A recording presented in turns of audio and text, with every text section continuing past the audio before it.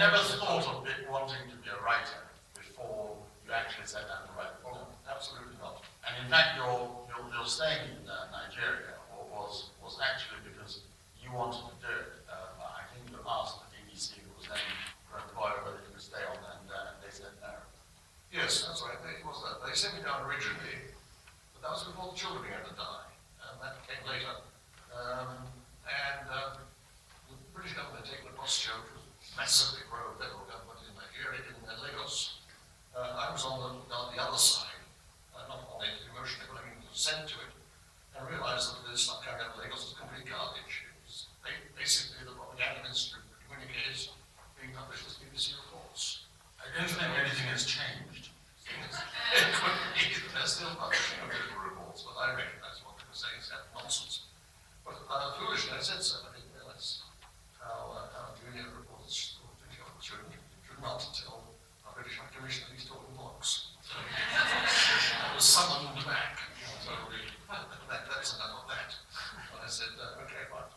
I was sent down to Parliament, where I learned just how imperfect our Parliament is, as sort of assistant to Peter Harlan's Scott, who's a political consultant nowadays on us.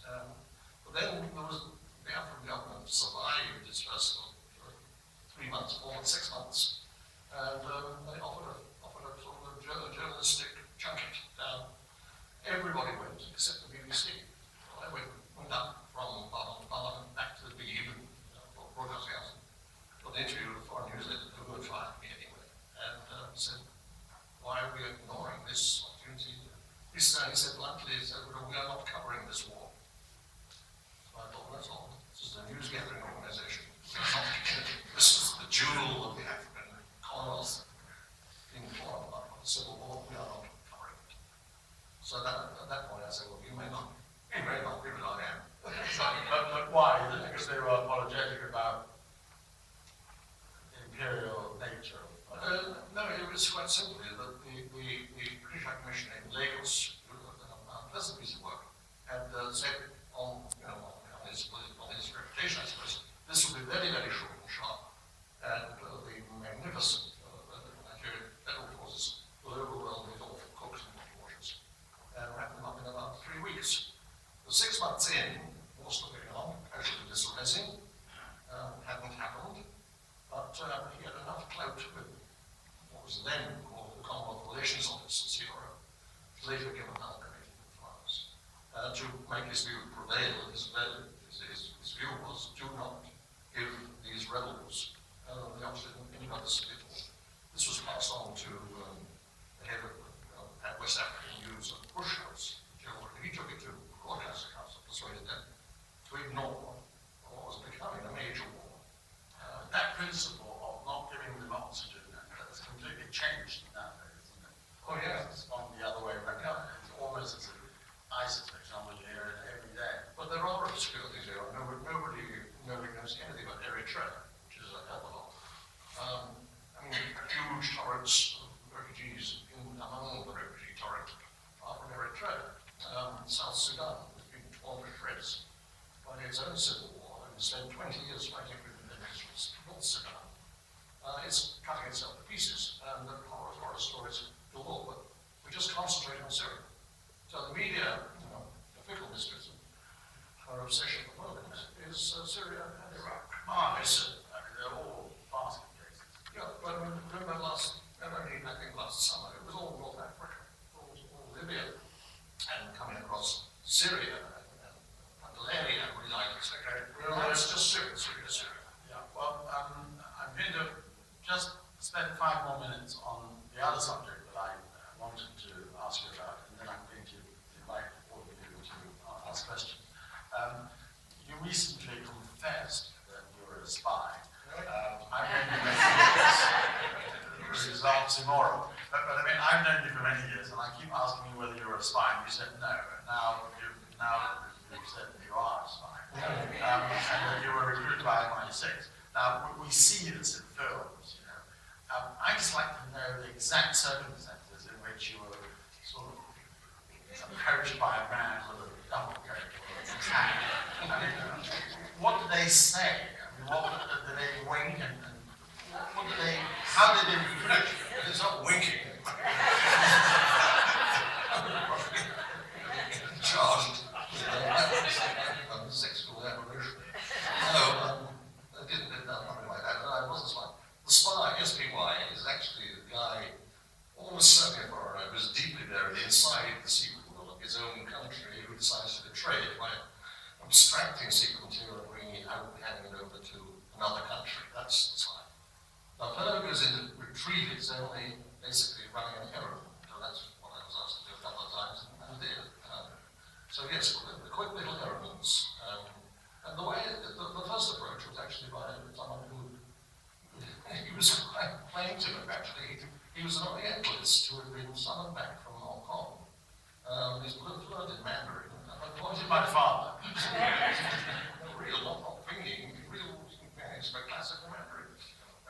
And he was summoned back from Hong Kong to become head of Africa. And he knew nothing whatsoever about Africa. And he came to me and said, look, I'm discovered Africa. So I thought, we found the bloody place that you do. And I've been asked about the real levels of salvation. Wasn't Brian Stewart? Was it Brian Stewart? No. He's dead. But let him rest there. Sorry, he's not his name. He just said basically, we would like to know, is it true? These hideous tales, these numbers of children dying of starvation. Because he said we have no first-hand eyes-on account. And we don't believe the media.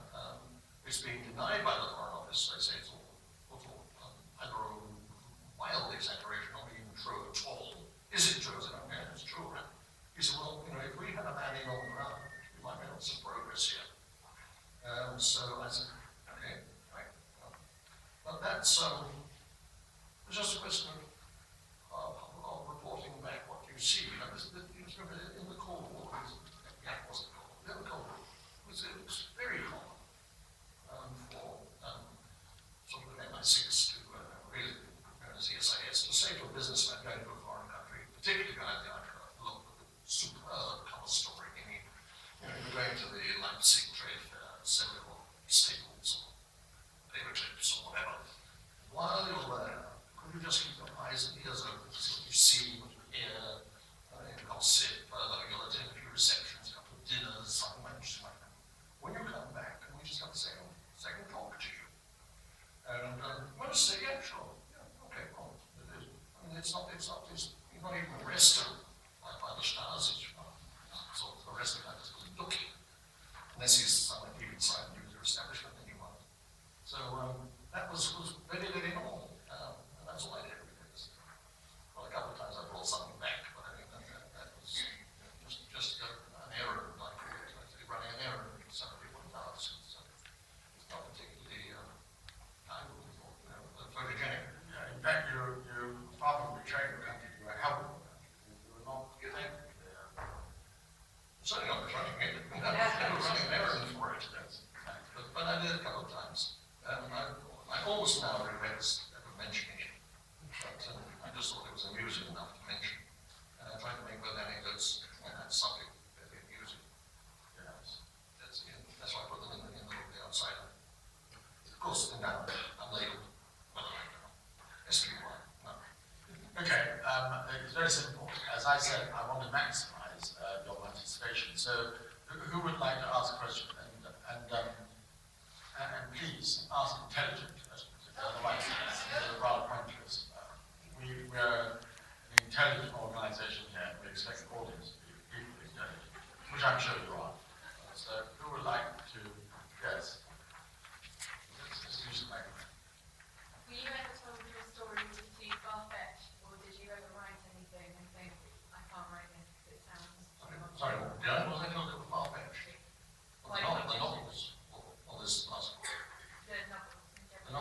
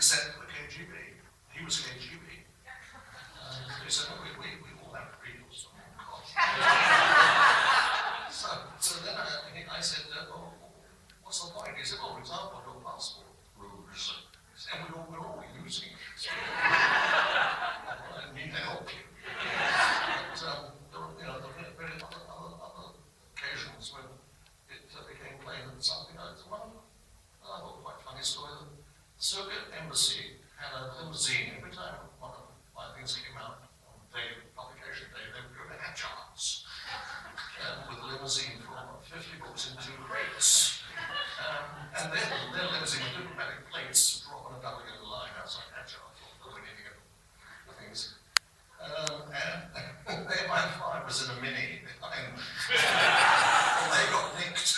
And they were desperately trying to tell this sort of yellow man from Africa. No, we are these are. So by the time they got the ticket on the windscreen, the embassy had gone. So apparently they put it in the diplomat bag and shipped it back to Moscow. And I was told later by another leak that they used to go to the top floor, or 7th floor, of Years and Evil headquarters. And they did silence for about 3 days. And there was one occasion, there was a man who lived in this country now called Oleg Gordievsky, who was a colonel in KGB, and he worked for us for about 12 years before he was finally unmasked. I had a long session with him once, and he said, "Do you know that book, the Fourth Protocol?" I said, "Yes." And he said, "Remember that guy you put in it called General Borisov?" I said, "Yes." He was the head of illegals. So he said, "Well, I was once on the top floor, and as I was going down the corridor, I heard this shout, 'Oleg!' I thought, I knew I was working for the British.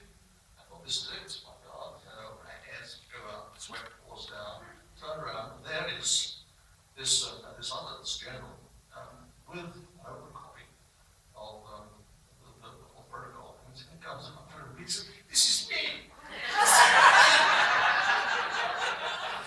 It was. But I mean, you're famous for your research. You obviously did a lot of research about all these things. So how did you find out all the details in the Soviet KGB, where they did things and how they operated and so forth? Well, yes, I got saddled, in a sense, with Jack Hall, because Hal Harris said, when he published it, it began to succeed. He said, "I've never actually published a book like this before. First of all, I've never published a novel where the chief protagonist has no name, ever, right to the end, right to the moment they bury him. It's still don't know who their name was. And Edward Fox, wasn't it? In the book, he buried the book was really outside Paris. And I think the last comment by Don Silver in the film was, well, if he wasn't chaplain to Charles Calthorpe, who the hell was he? We never know. He said, secondly, you have real figures, identifiable figures like his ministers, talking to fictional figures in conversations that could never have taken place, which I've never seen before. The third thing is that you get an obsession with sort of minor details, like not just how you get a gun, but how does the damn thing work? Not how do you get a passport, but not totally.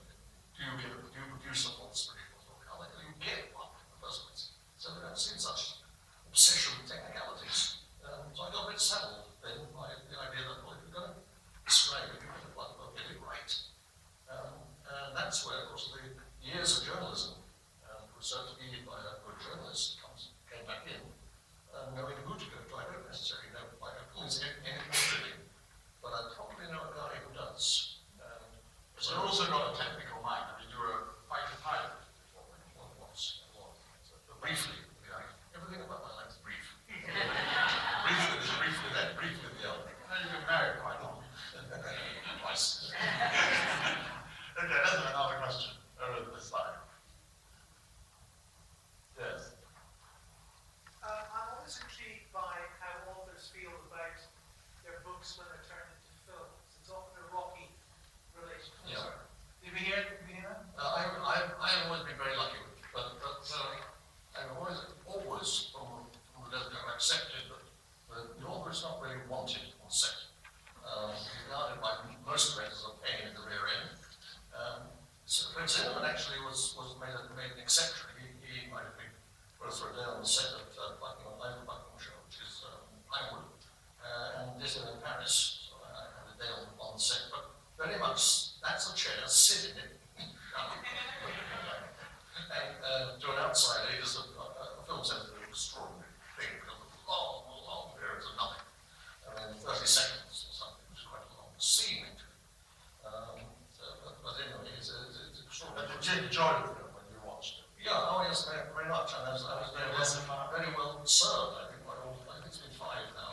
have said by each director, they played a pretty adequate plot.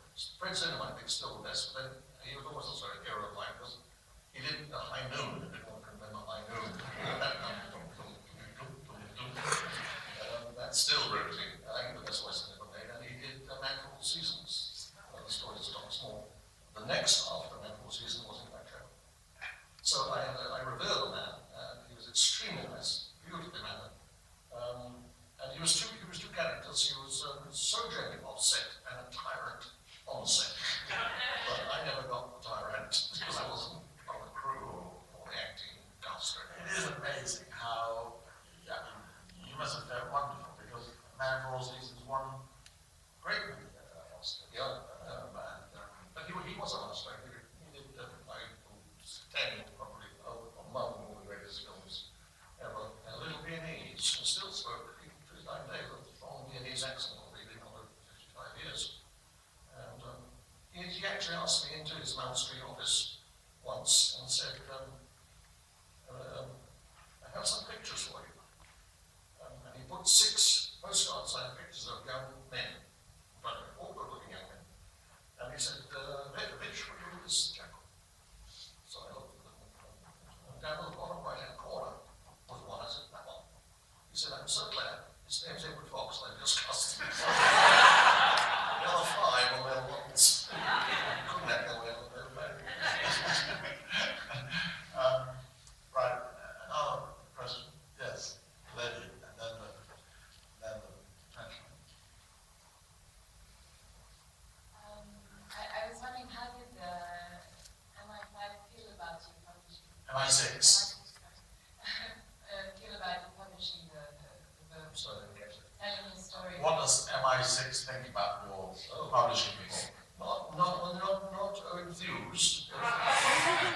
Purists say that you just do this if you do it at all and you remain silent to the grave. But I talk with others of rather more liberal persuasion. They say, well, honestly, this is stuff sort of 35 to 40 years ago, the most recent stuff, and some before, even before that. And in that period, there have been revelations by memoir after memoir after memoir. 2, I think, by heads of MI5, both ladies, Eliza and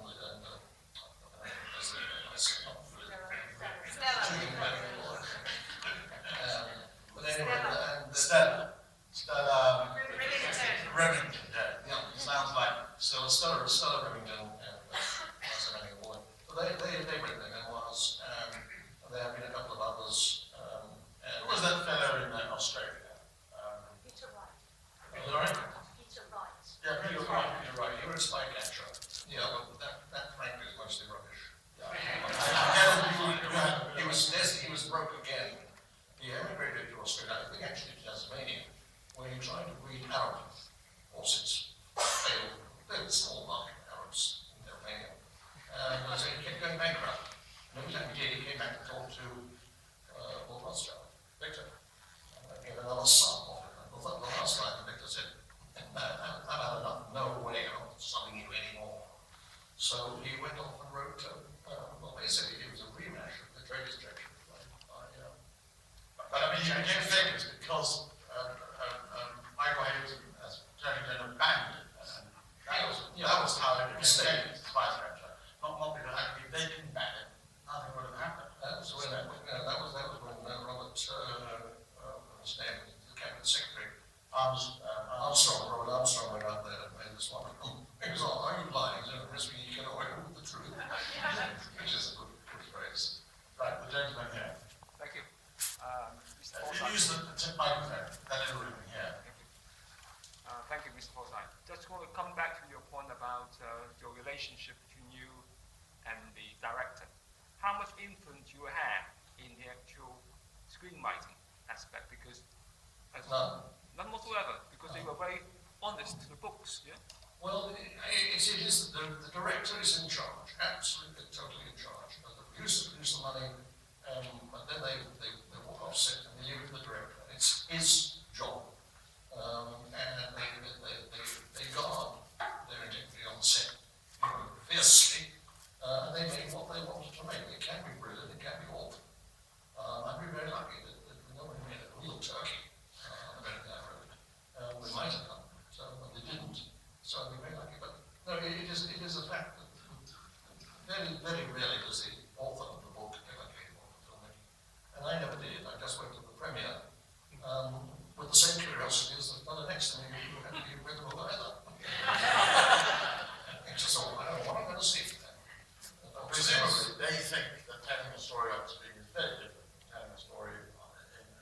absolutely. And it is different because the actor's got space mobility, and movement. Where it doesn't stop. I mean, the film doesn't stop. All sorts of stuff. Especially the Puts actors. it hook down and But nowadays, the films are about 90% special effects anyway.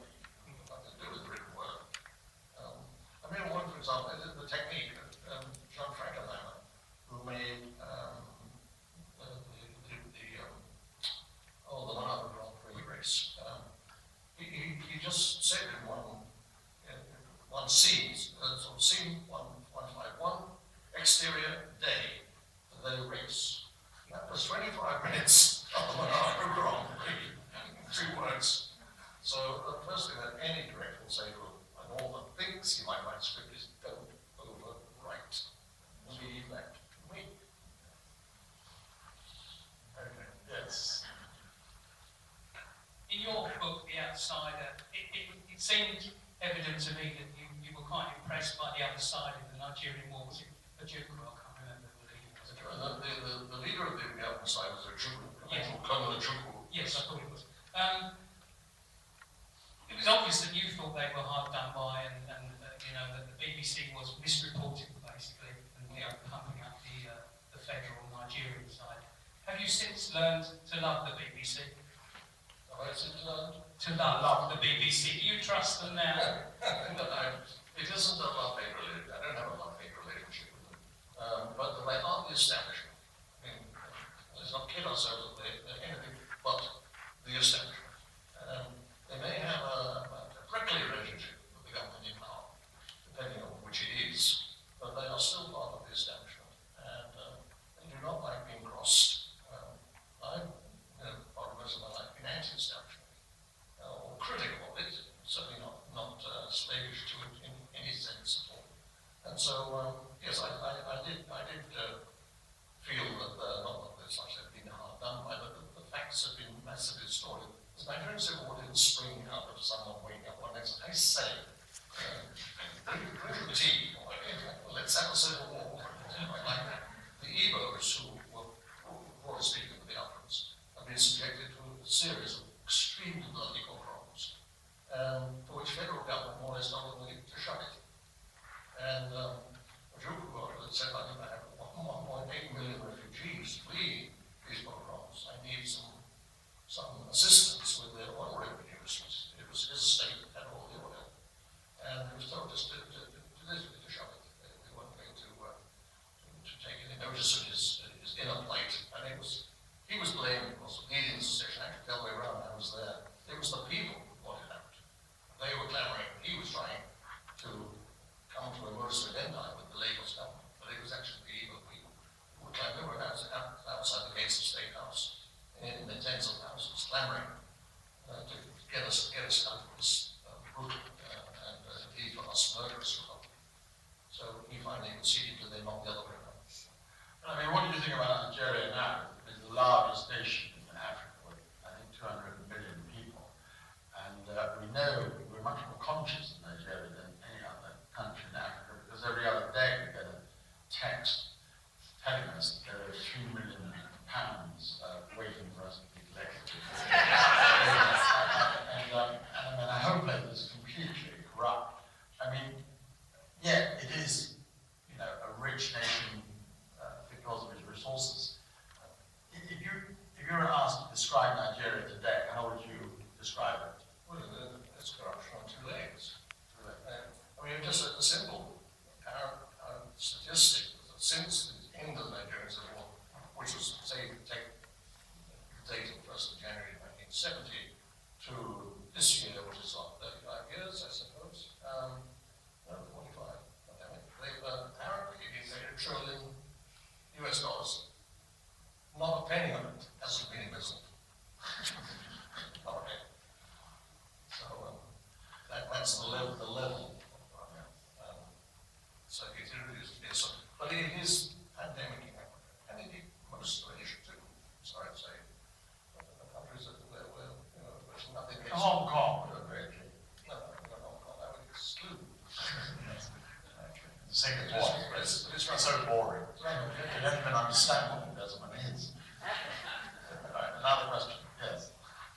An intelligent, mundane question. Two things. One, how do you write? You make it intelligent and not mundane. Well, there you go. I didn't ask you, sir. How do you write? Getting up in the morning, you write I see. by. Routine. And the second question is, have you had any failures when you've torn it up, thrown it in the dust? Torn it up? No, I can't. Not torn it up. So in sequence, I think we all write in different ways. And John McCarry knows what I say, longhand, whatnot. Every archer writes in longhand. He goes away to an island in the Bahamas to write. I think David Cornwell, John McCarry, lives in this little house overlooking the Atlantic, far west Cornwall, rarely emerges. Although he was, I don't notice, he was a brief shot of him the other night in The Night Manager.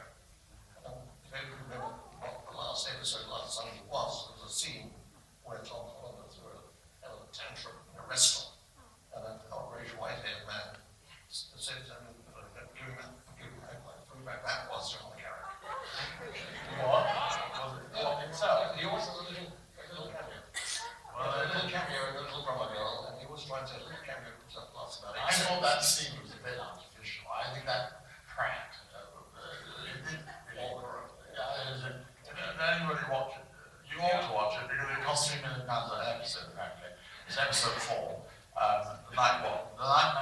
A bit far-fetched, anyway.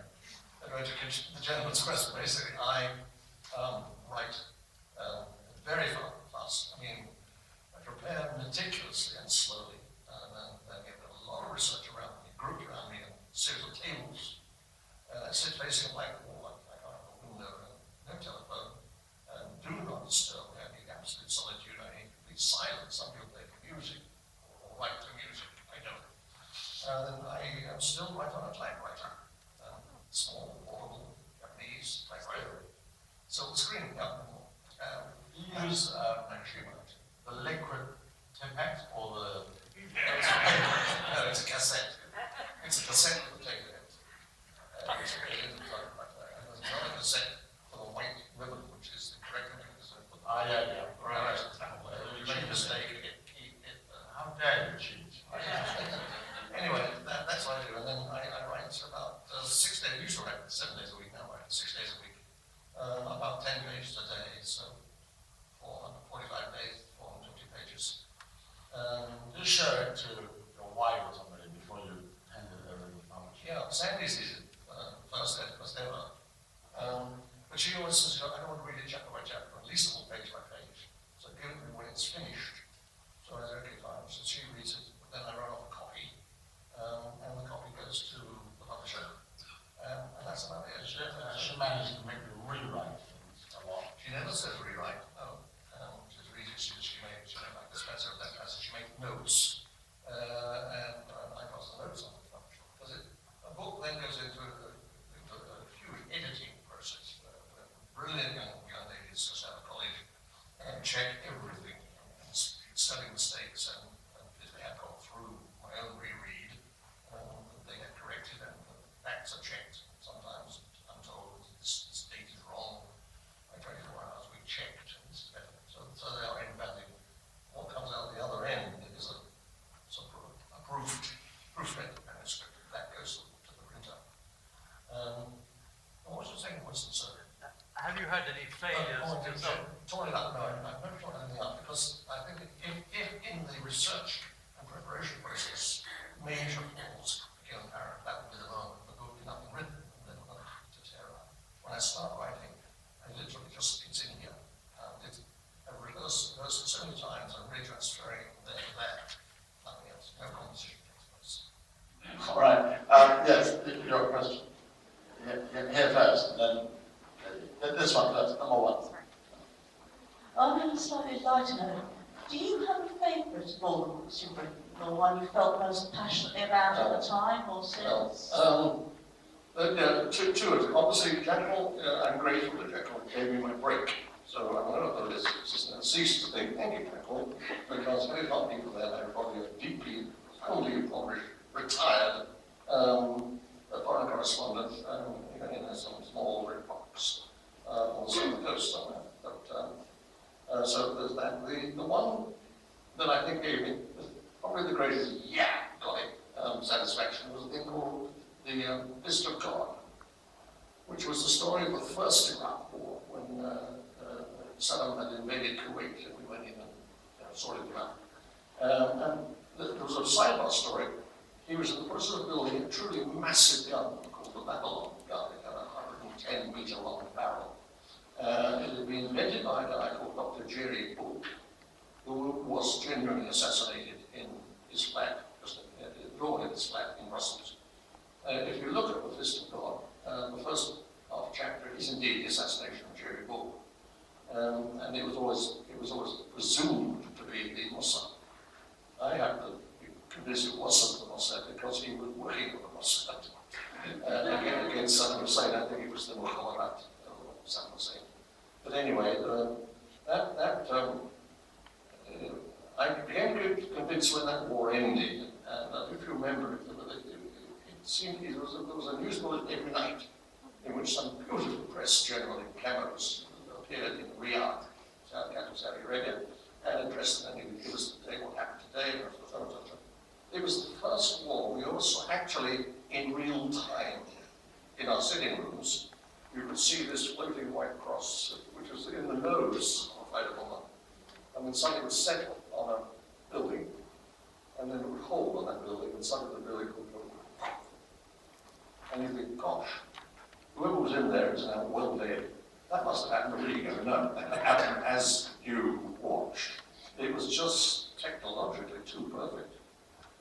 So when it finally ended and the last press conference held, I looked for the credit titles would roll up. Special effects by, scene location by, and so on. I thought there's a lot of stuff in there they haven't told us. There's too many coincidences. How do we know this was going? How do we know that? How do we know from that particular warehouse? We couldn't see, even with our technology, through the roof. So we knew what was inside. We had an agent, said I, inside, and very high up. I put it to the house of the and no, absolutely not, as a lying. So I decided to research, and eventually wrote the story, and included little things like, I was told that the American Secretary of State had told, what was his name, an awful foreign minister, Saddam's foreign minister at the time, but anyway, one of the moustaches, very glasses. Yeah, not Comic Lally, the foreign minister and the foreign minister. Yeah, it's actually a Christian. Tariq Aziz. Tariq Aziz, and he told Tariq Aziz, James Baker, who was the foreign secretary, the American Secretary of State, told Tariq Aziz, if you use gas, poison gas, which we know you have, on the GIs as they burst through those sand walls in South Iraq, we will nuke Baghdad. And this was blackly denied. It took Tariq Aziz 3 weeks before he dared to tell Saddam Hussein because he had a habit of shooting the messenger. Literally. You take him in the next room, bang, he walked back in. So it took him 3 weeks before he finally, the Americans denied it. And then This was senior Bush or after? this was during Senior Bush. Yeah. Senior Bush, you see, Maggie had gone. Maggie was there until late November 90, but the actual fighting took place from February 24 onwards. So she'd gone. She'd been replaced by John Major. I didn't know what the hell was going on. Briefly, I don't know where the really was. So He's coming here to speak. I'm going to ask the Prime Minister, you know what the hell is going on?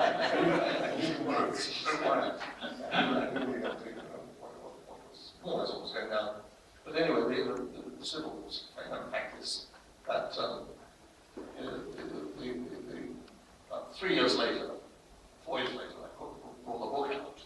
And the following year, there was a very, very major TV documentary. And as they went through it, one after the other, yeah! Yeah! And there, so Secretary of State, oh, sorry, Aziz, yeah!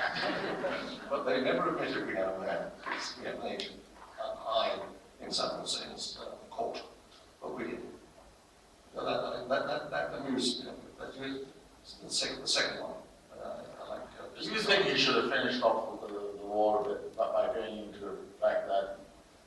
We were forbidden, and that was the whole point. Bush stopped at the border. The United Nations mission, if you like, the Security Council permit was to the border. To liberate Kuwait to the border. To the border they went, but they stopped.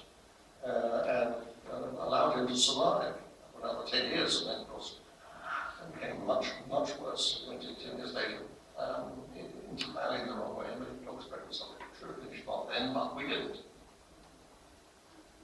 Yes.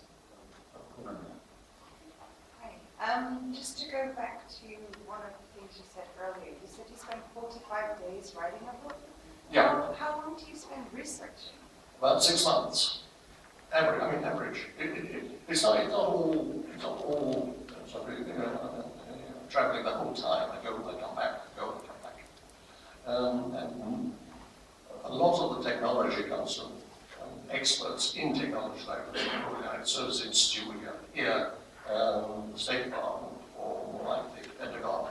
And I was doing the COBRA, which was about the crime world behind cocaine. It had a lot to do with the DEA, the Drugs Enforcement Administration in America. I went to Bogota. Again, it's a little quid pro quo. The boys down the river got SOCA, SOCA, which was a serious organized crime agency, us sort of helped me a little smaller body parts keep me alive. But there are other sort of amusing episodes, like when Guinea-Bissau, or the same story, Cobra. Guinea-Bissau was Portuguese Guinea, and it's a hellhole. It's serious. I wanted to see where there's a Colombian community there that they import huge quantities of cocaine and then ship it northwards by the land train across the Sahara to enter Europe like the south, into the hands of the mafia, of the Ndrangheta. So I went there for that thing. I must have got a scratch or a bite or a cut of some kind. So I came back and my left leg went, come up in marrow size. And it was septicemia, so I nearly lost the left leg. So they put me into the King Edward VII Hospital, and they didn't even put a catheter in, they put an industrial operator in. Or the engine when I was skinned by the pipe, intubated one, and the bad guys died, so kept the left leg. And what else? Oh, Mogadishu, yeah. Sandy nearly went to see the divorce lawyer of Mogadishu. I decided at this last book, the king would kill this. I had got to see Mogadishu because of the whole chapter set in Mogadishu. And anyway, I read stuff about it, but it didn't ring true. It was either invented rubbish or so I thought I'm going to go in and see it. So the first and only time I ever took a bodyguard of my own, guy had been in our special forces, and he met me at the Mogadishu airport. We went in spent a few days in a lot of Mog. I went to the crossroads where those 18 Rangers died. Black Hawk down, where the Black Hawk went down, the crossroads, surrounded by about 5,000. Somalis whose side they're on, really. And the voice model was it, as they always call you boss. It means very positive when you start to get into boss. But the chief very off. So I got back to Sandy, you've never done a 74 actually, if you ever do that again. So I'm going to see Fiona Jackal. Can I ask you one more question? Yeah. You mentioned David Cornwall and a couple of other authors. Who do you read to relax? Pardon? Who do you read? Who do you read? Oh gosh. Well, actually, I don't read much. That's my thing. If I'm on a long flight, I'll probably pick up a paperback. Sort of a police procedural on the rack at the airport. I take sort of 2 or 3 and junk them as I finish them. And they are Babylon, but amusing. But I don't, most of my stuff is actually non-fiction. I reading it. Do you meet people actually at your column and hand one of your books? What do you do? So on a flight, you turn around and then you see somebody reading your book. What do you do? It happened There was a guy, American actually, I think it was in the Smiths at Heathrow, and he was holding up the Odessa flag. And they said to me, hey, you all read this? So, and he says, any good? I said, well, that's not bad. The general said, do you want me to sign it? He said, asshole. And he came running down the channel office. I didn't, sorry about that, I didn't realise you had anything. But he did buy it. He bought it then, the girl behind Jack